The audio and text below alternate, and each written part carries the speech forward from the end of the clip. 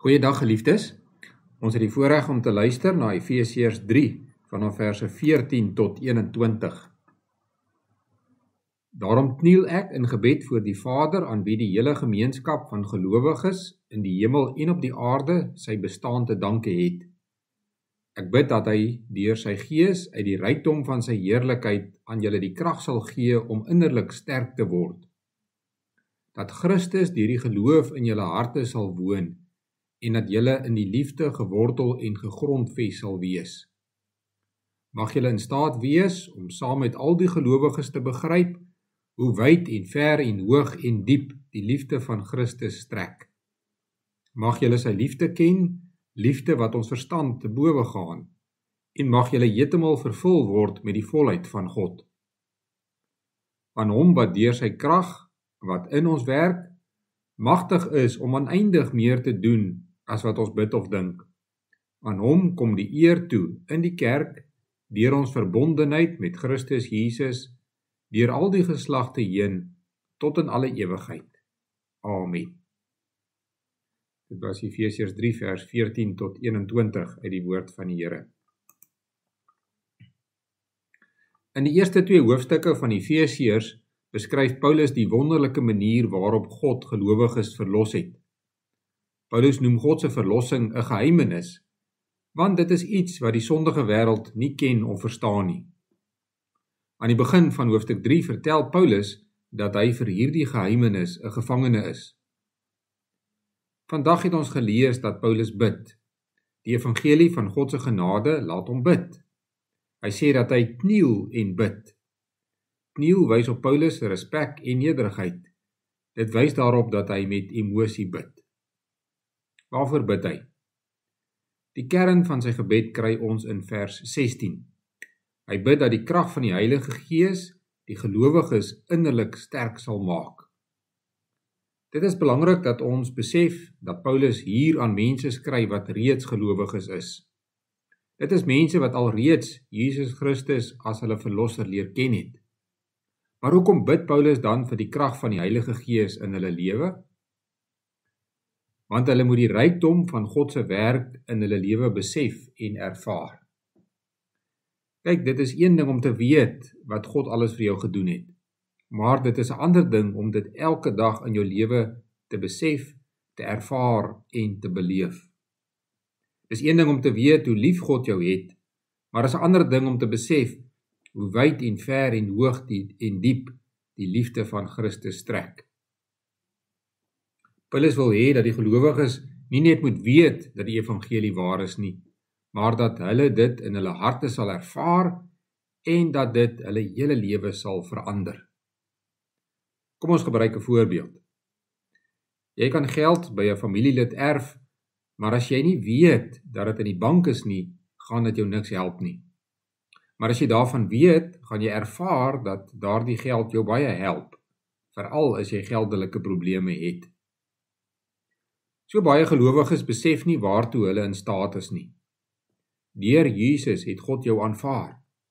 Jy het sy liefde, jy het sy genade, jy het die Heilige Gees wat in jou woon. Jy het al hierdie dinge. Maar gebruik jy dit? Leef en ervaar jy dit met jou hele wese? Paulus bid vir gelowiges wat in Klein-Asië gewoon het. Hulle lewe in Klein-Asië was moeilik en gevaarlik. Sommige van hulle is vervolg. Dit is dus opmerklik dat Paulus nie bid dat hulle omstandighede verander nie.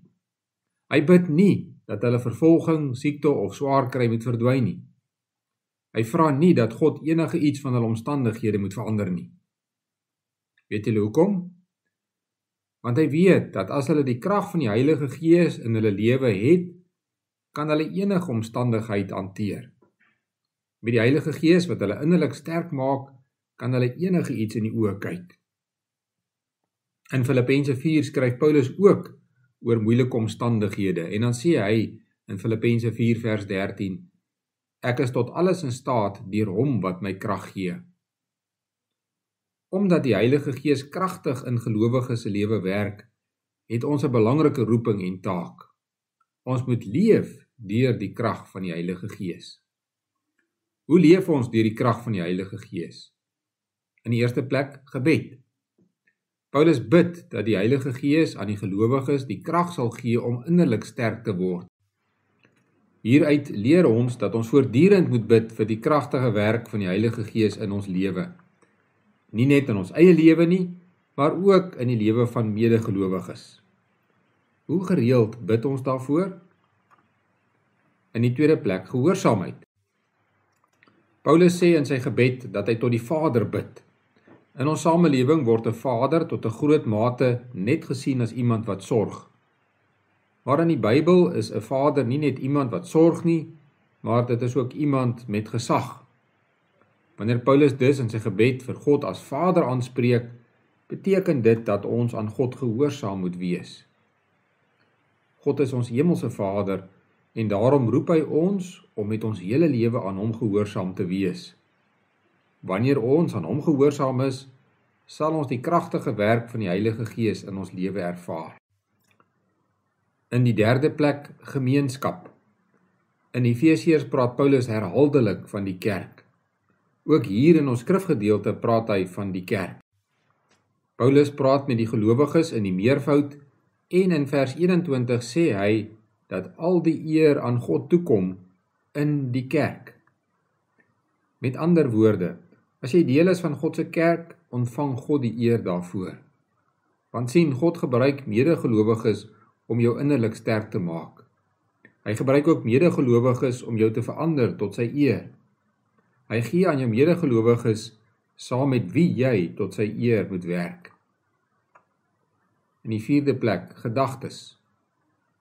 Vers 18 sê, mag julle in staat wees om saam met al die gelowiges te begryp hoe wyd en ver en hoog en diep die liefde van Christus strek.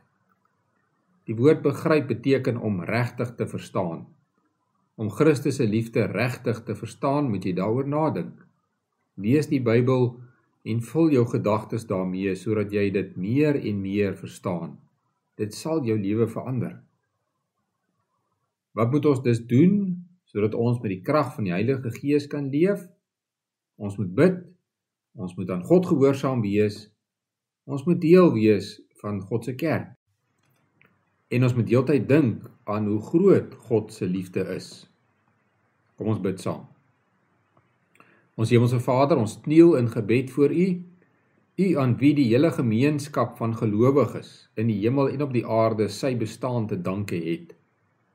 Ons bid dat U deur U Gees uit die rykdom van U heerlikheid aan ons die krag sal gee om innerlik sterk te word.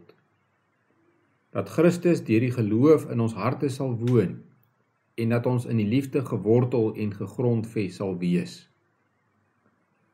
Mag ons in staat wees om saam met al die gelowiges te begryp hoe wyd en ver en hoog en diep die liefde van Christus strek. Mag ons sy liefde ken, liefde wat ons verstand te bowe gaan, en mag ons heeltemal vervul word met die volheid van God. Aan U kom toe die koninkryk en die krag en die heerlikheid tot in ewigheid. Amen.